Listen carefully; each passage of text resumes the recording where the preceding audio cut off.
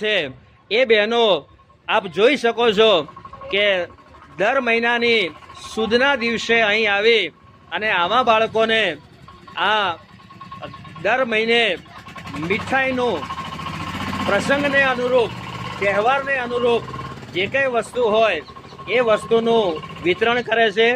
તો હવે હું જે બહેનો આવ્યા છે એ બહેનોને એમાંથી એક બહેનને પૂછીશ કે આપ આજે શની વહેંચણી કરવાના છો બાળકોને અને શું આપવાના છો?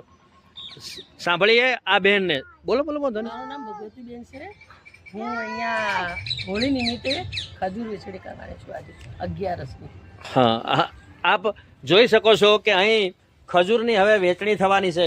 તો જે બાળકોને વેચી રહ્યા છે એ હું આપને લાઈવ બતાવવાનો પ્રયત્ન કરીશ અને બાળકોને આપ જોઈ શકો છો કે આ ખજૂરનું જે વેચાણ છે એ બહેનોએ ચાલુ કર્યું છે અને એક સરસ મજાનું એક કામ સેવાનું થઈ રહ્યું છે અને આવા જ સેવાના કામ થતા રહે એના માટે ભગવાન આ બહેનોને શક્તિ આપે, સાથે સાથે એમને લક્ષ્મી પણ આપે અને આ બાળકોના આશીર્વચન એમના માટે એમના ઉપર સદાય રહે એવી હું દિલથી એક શુભેચ્છાઓ પાઠવું છું।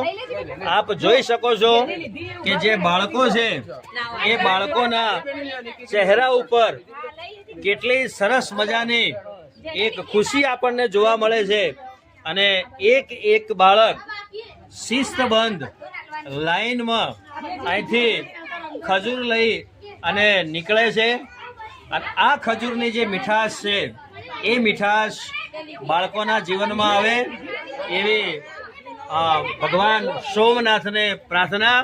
ભગવાન સોમનાથના આ પ્રાંગણમાં આ પુણ્યનું કામ થઈ રહ્યું છે અને આ સેવાની એક પ્રવૃત્તિ અહીં થઈ રહી છે।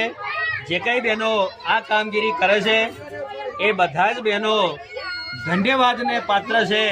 ભગવાન એમને લાંબુ આયુષ્ય આપે જેથી કરીને આવા બાળકોની એક સેવા કરી શકે। Local news 24 Palanpur. બસ વિડીયો આપને મોકલી આપીશ।